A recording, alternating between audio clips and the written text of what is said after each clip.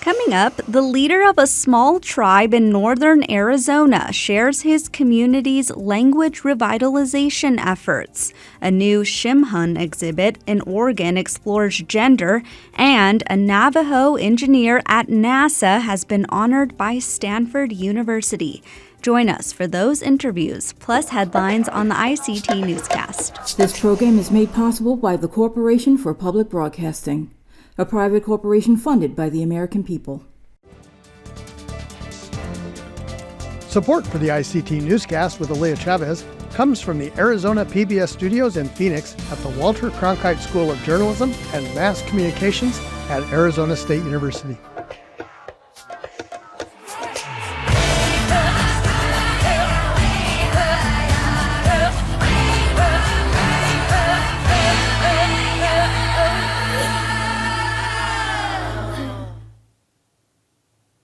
Amadawa Hopa, thank you for joining us. I am Aliyah Chavez.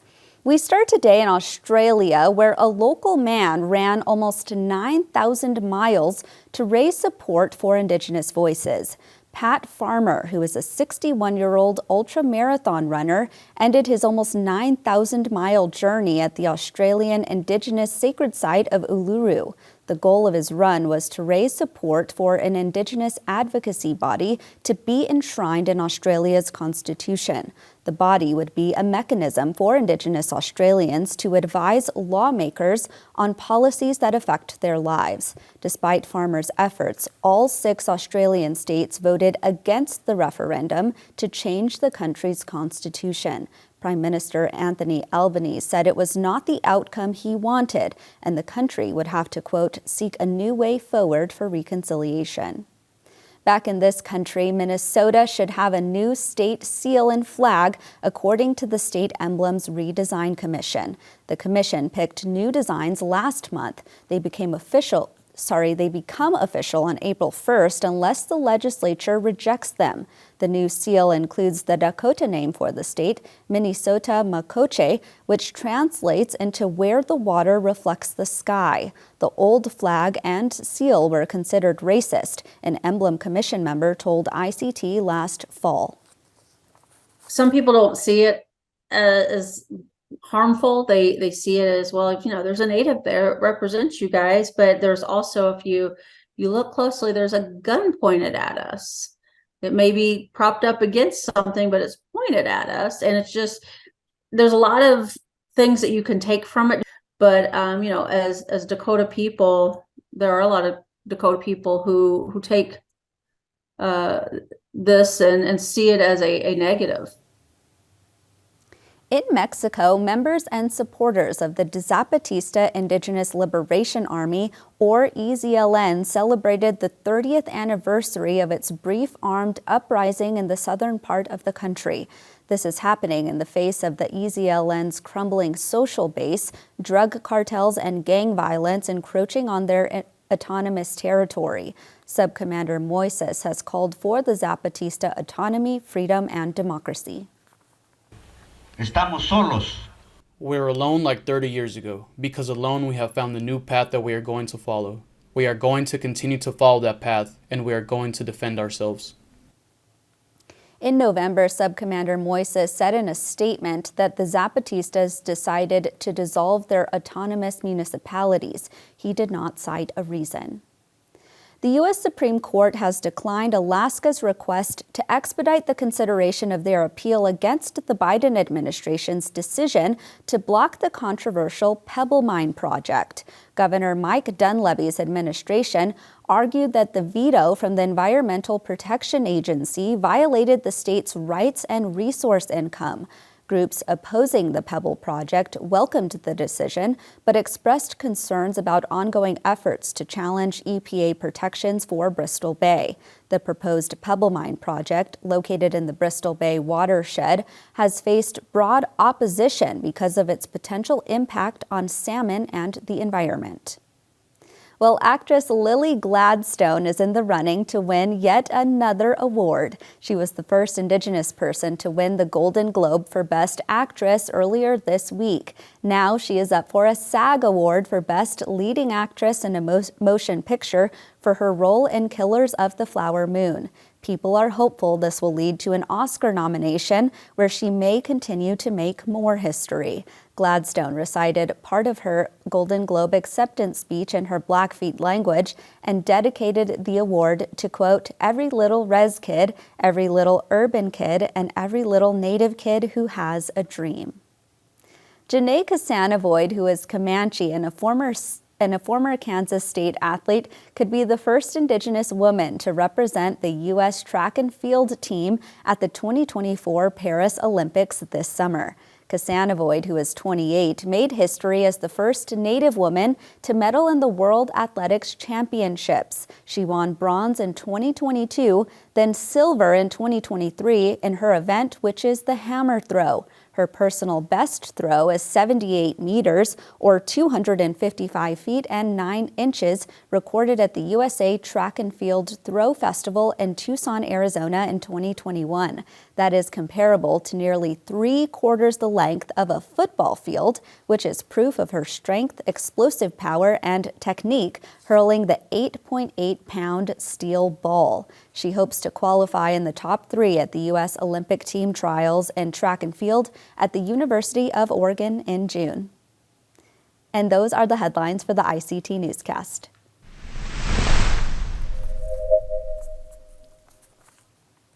Tribal leaders were buzzing around the Arizona State Capitol on Wednesday. It was for the 29th annual Indian Nations and Tribes Legislative Day.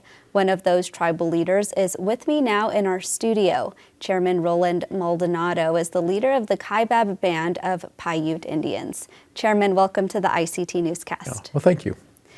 To start, can you give us an overview of your tribe and where you're located? Okay. We're a small tribe with the Southern Paiute Nation. We're located in northern Arizona, about 60 miles north of the Grand Canyon. The back of the reservation is the Arizona-Utah border. We also have one of the largest migrating herd of mule deer in the United States that migrates through annually. So, and we're a pretty small tribe. I think there's about 350 members or so. Wow, and you're actually all the way down south in Phoenix, Arizona with me today, and you actually came from the state capitol. So tell us what you saw this morning and maybe what stood out to you.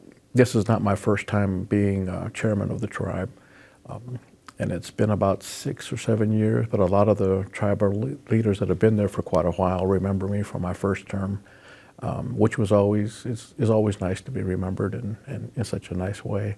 In terms of like topics or maybe, priority items, is there something that really stood out to you? A lot of them is intervention in alcohol and drugs. That's common through our communities. Loss of identity, loss of that connection between generations, that generational gap.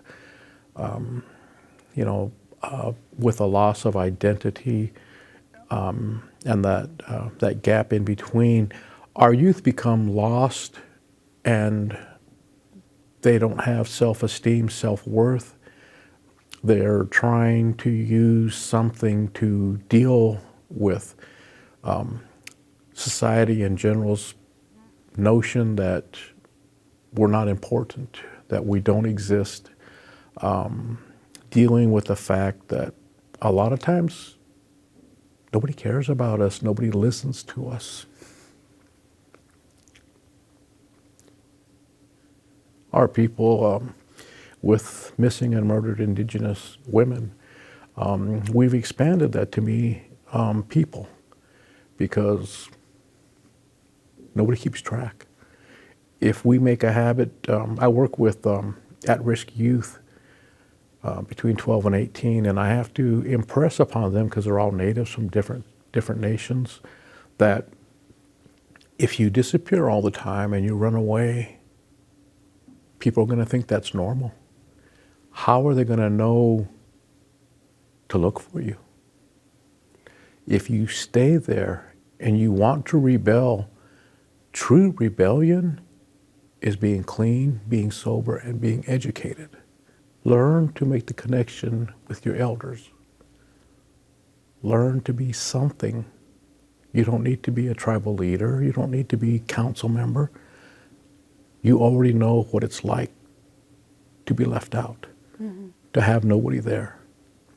Be that person for the young ones. You have cousins, nieces, nephews that look up to you. If what you do is good enough for you, it's good enough for them because they love you. So make a difference. That is so beautiful. Those words are so beautiful. I want to very briefly touch upon language revitalization because we hear about that so often in Indian country. And you mentioned our elders. Our elders tell us so often that the language is the center of who we are as Indigenous people. Can you maybe tell us about some language efforts in your community? That's funny you should ask that. When we first started our language program, I was born and raised in the city, so I didn't have that growing up with my, being there all the time with my elders. So when I would go back, my grandfather and them would try and share, but because I went back to secular society, that didn't really hold a lot. So when I came back as an adult, they were starting the language program. And because I was learning, but they said, you can be a teacher. And I'm like, how can I be a teacher if I don't know the language? And they said, well, you go to the adult language and we'll set it up so that it's first. After the adult language, we'll bring in the children and you sit with the children and teach them because they know less than you. And you're going to get us fresh so you can share that with them and make it fun. So I got to be a child again, which was very cool. We would laugh and play games and teach them colors and numbers and those kinds of things. Teach them their face. But that's how the program started. Chairman, I thank you so much today for giving us just a small piece and a glimpse of your tribal community. Thank you so much for being here. Okay, thank you for having me.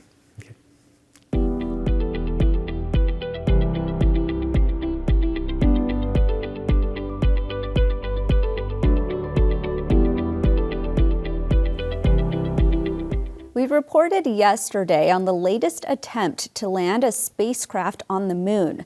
Well, today we bring you the story of a Navajo engineer who has also sent science experiments to space. Aaron Yazzie is a mechanical engineer at NASA. Last fall, he was inducted into the Alumni Multicultural Hall of Fame at Stanford University. I sat down with Aaron at our alma mater near Palo Alto, California. Take a look. So I've been working at NASA Jet Propulsion Laboratory as a mechanical engineer and then now a systems engineer for the past 15 years. And I've been able to serve on roles on some predominant Mars missions while I've been there. So I worked on the Curiosity rover that landed in Mars in 2012. I was able to work on the InSight lander, which landed on Mars in 2018. I worked on the Perseverance rover. I was the lead engineer that built the drill bits for that rover that's currently on Mars, gathering samples from Mars that we hope to bring back to Earth to be able to study it and look for signs of ancient microbial life on Mars. Currently I'm working Mars Sample Return, the mission that is working to bring those samples back.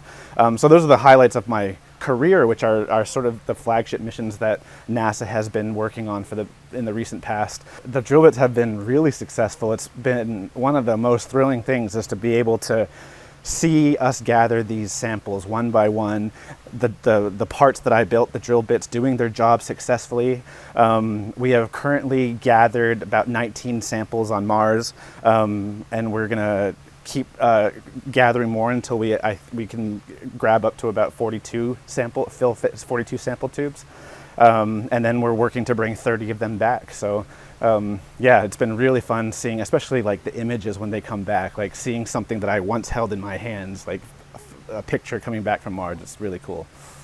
Here at Stanford, other Indigenous alumni have also made significant contributions in this field. Last year, Wailaki astronaut Nicole Mann became the first ever Native American woman in space.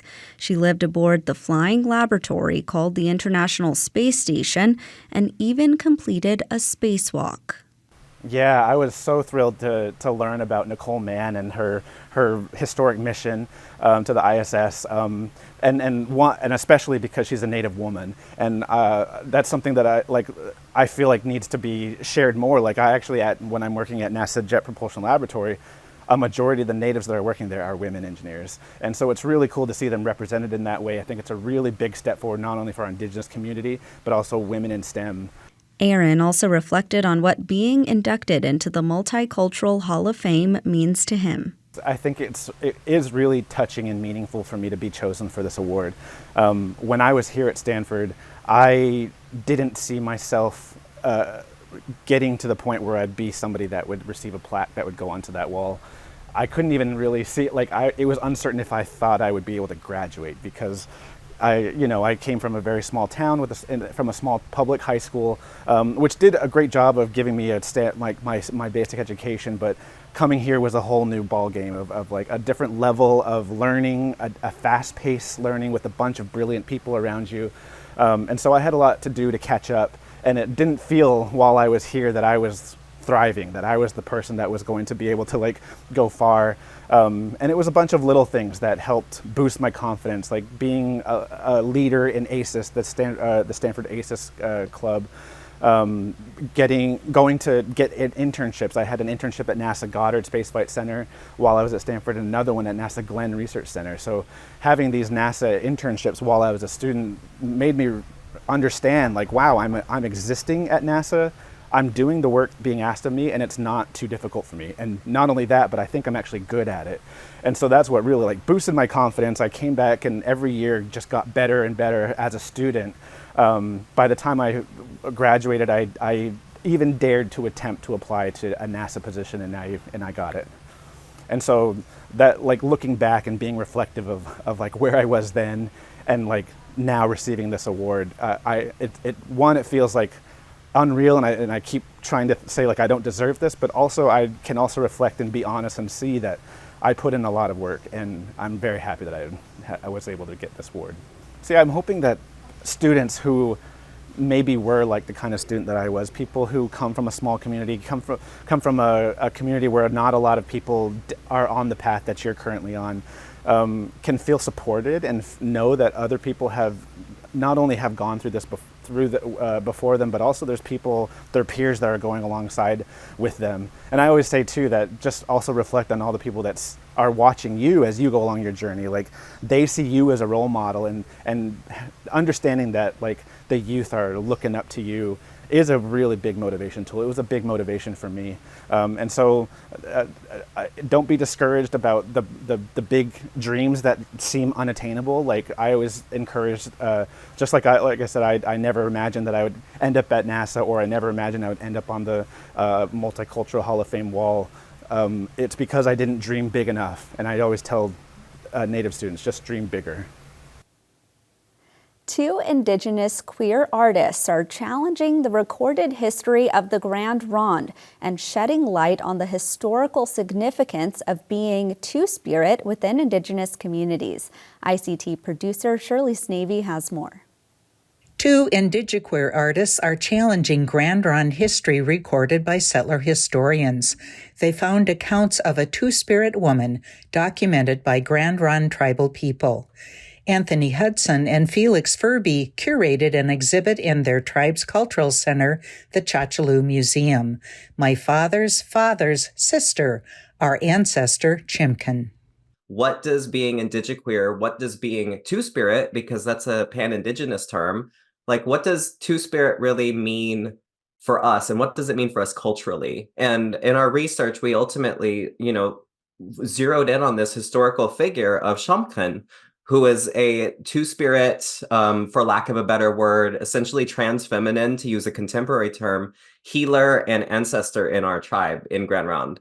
And now the Chimkin Project will tour Oregon with the support of SHIFT, a program of the Native Arts and Culture Foundation.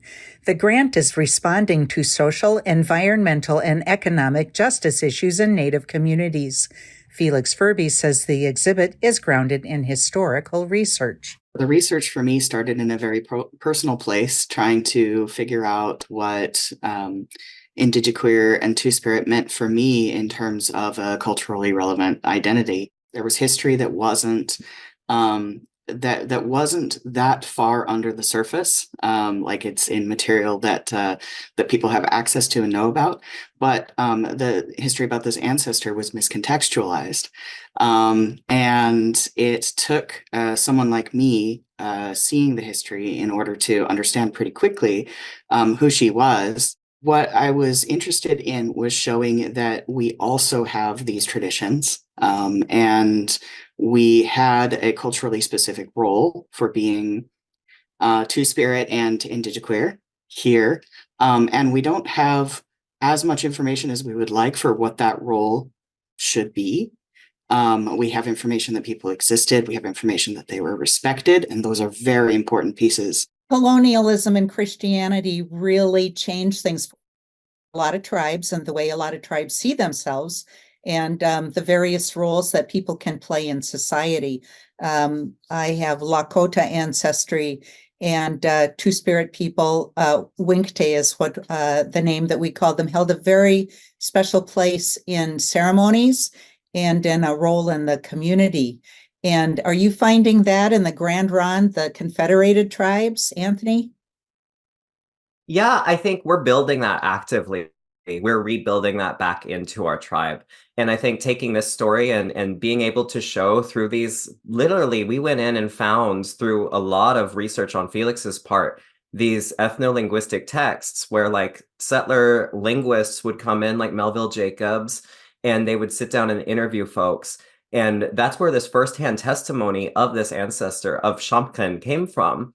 She would even interact with settlers. She was respected by so many folks and was brought in. Like, this was the person that you called when stuff got really bad. This was a person that could come in, and she had multiple. We have Tamanawas, which is spirit powers. That's our religion traditionally.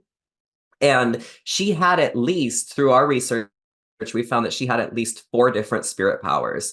And all of those, one of them was the power to become woman, which was essentially an act of spiritual transitioning. You know, she performed a dance on Spirit Mountain, the sacred site, for 5 nights, for 5 years in sequence. And once she finished doing that, she had activated the power to become woman. Now our goal is to figure out, how do we build that back into our community, even if we're not doctors, even if we're not healers or doing deep spiritual work? How do we show up for our communities and make space? And I think what Felix and I are doing is our way of contributing and reasserting that role is by holding these histories and presenting them to folks and saying, we're here, we're loved, we're always going to be with you. So let's work together. Well, and really that interpretation through the years and through the generations has really changed. And so I applaud you for going back and looking at some of these original source data to be able to tell the story as it probably has never been told before. Some of what we're trying to show is that gender doesn't necessarily translate well across cultures. And some of what we're dealing with now is the effect of intergenerational trauma from those enforced changes.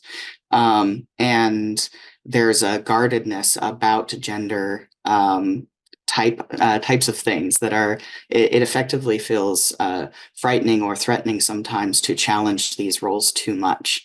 And so I really am wanting to sort of carefully throw open the doors a little on some of these things and help and really help us kind of revitalize gender roles altogether as what makes sense for us in the present day, and understand how we are different. And how our ancestors were different, and that those differences are okay and often even needed. Shirley Snavy, ICT News.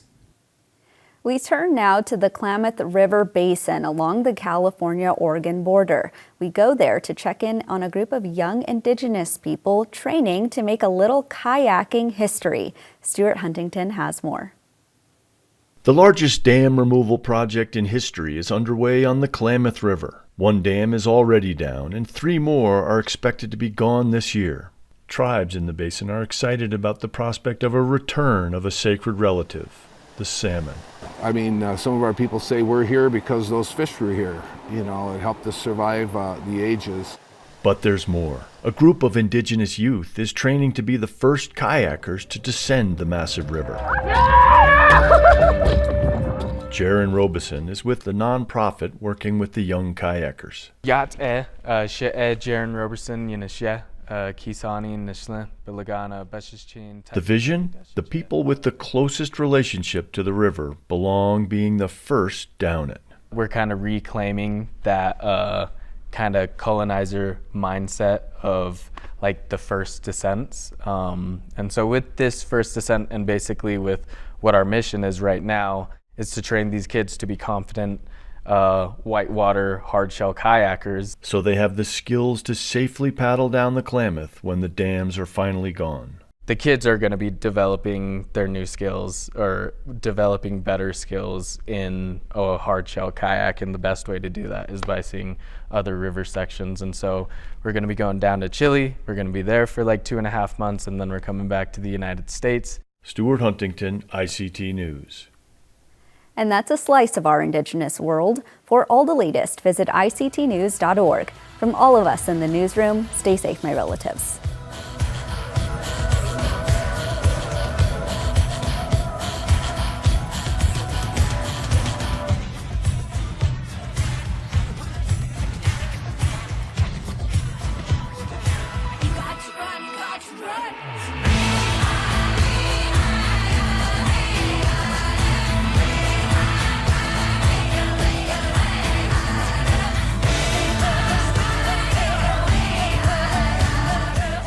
This program is made possible by the Corporation for Public Broadcasting, a private corporation funded by the American people.